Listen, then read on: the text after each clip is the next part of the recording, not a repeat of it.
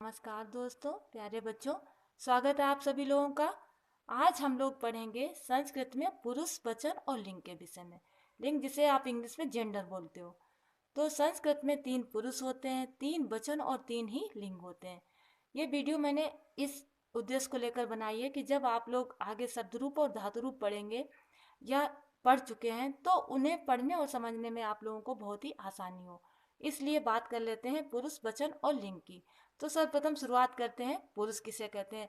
Video पूरा जरूर देखिएगा और समझने की कोशिश कीजिएगा। पुरुष किसे कहते हैं? कहने वाले, सुनने वाले या जिसके विषय में बात की जाती है उस संज्ञा अथवा सर्वनाम को पुरुष कहते हैं।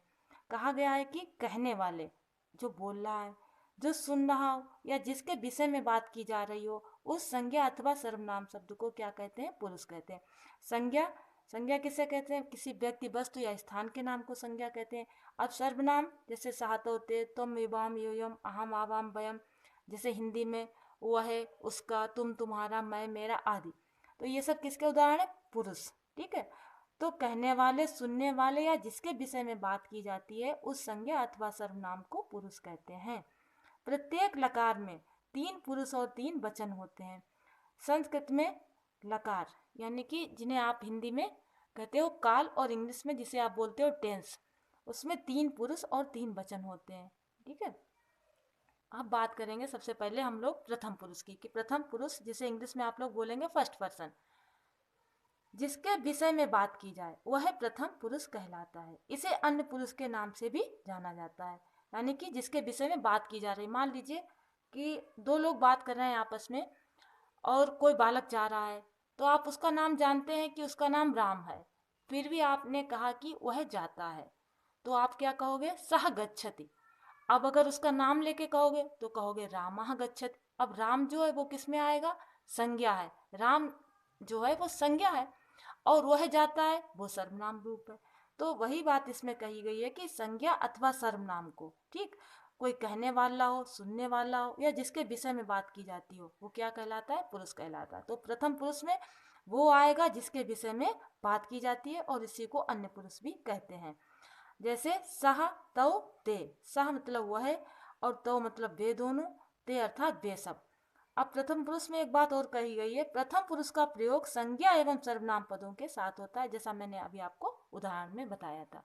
तो ये हो गई प्रथम पुरुष की बात। अब हम लोग पढ़ते हैं मध्यम पुरुष किसे कहते हैं। मध्यम पुरुष जिससे प्रत्यक्ष या डायरेक्ट, जिससे प्रत्यक्ष या सीधे बात की जाती है उसके लिए प्रयुक्त शब्द मध्यम पुरुष कहलाता है।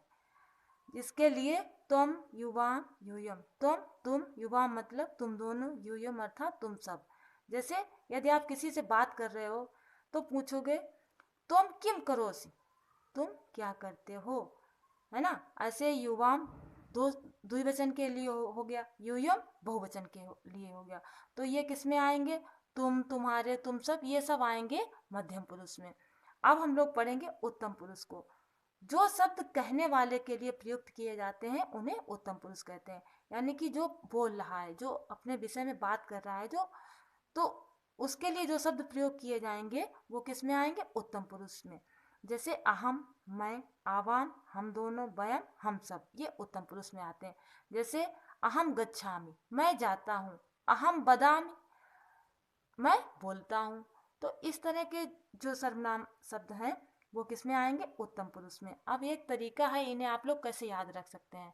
इन्हें आप लोग ऐसे याद करिए कि मैं उत्तम, तुम मध्यम, बाकी प्रथम या अन्य पुरुष। ठीक है। जब आपको याद ना आ रहा हो तो इसी तरह से याद करिएगा, मैं उत्तम, तुम मध्यम, बाकी जो कुछ भी बचा वो किस में चला जाएगा? प्रथम पुरुष या अन्य पुरुष में चला जाएगा। इस तरह से ये हमारे जो 3 पुरुष थे वो हम लोगों ने पढ़े। अब हम लोग पढ़ेंगे वचन किसे कहते हैं। ठीक है। वचन, अब इस पे हम लोग ज़्यादा टाइम नहीं लेंगे। संज्ञा और दूसरे विकारी शब्दों के जिस रूप से संख्या का बोध हो, यानी कि संख्या का पता चले कि 1 है, 2 है या 2 से ज़्यादा है, उसे वचन कहते हैं। संस्कृत में 3 वचन होते हैं, एक वचन, द्विवचन और बहुवचन। एक वचन का प्रयोग एक वचन के कर्ता के साथ होता है, इससे एक का बोध होता है। मतलब कि कोई एक है, वो कार्य कर रहा है तो वो एक वचन करता।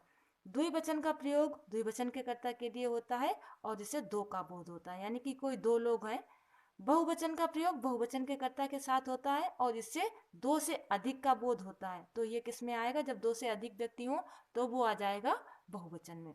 अब देखिए लिंग, जिसे जेंडर कहते हैं। संज्ञा तथा सर्वनाम की जाति, स्त्री हो या पुरुष, का नाम लिंग कहलाता है। लिंग तीन प्रकार के होते हैं, पुल्लिंग, स्त्रीलिंग और नपुंसकलिंग। अब पुल्लिंग में देखिए, जिस संज्ञा अथवा सर्वनाम से पुरुष जाति का बोध हो, यानी कि पुरुष होने का पता चले, उसे पुल्लिंग कहते हैं। जैसे बालक, भानु, रवि, कवि, ये सब किसके अंतर्गत आएंगे? पुल्लिंग में आएंगे। स्त्रीलिंग में जिस संज्ञा अथवा सर्वनाम से स्त्री जाति का बोध हो उसे स्त्रीलिंग कहते हैं। जैसे बालिका, नदी, लता, रेखा, गीता आदि, ये सब क्या है? ये स्त्रीलिंग के उदाहरण है। अब नपुंसकलिंग में देखिएगा, जिस संज्ञा अथवा सर्वनाम से स्पष्टतः स्त्री अथवा पुरुष जाति का बोध ना हो, मतलब ना वो क्या हो? स्त्री हो और ना ही हो पुरुष, उसे किस में रखेंगे? उसे रखेंगे नपुंसकलिंग में।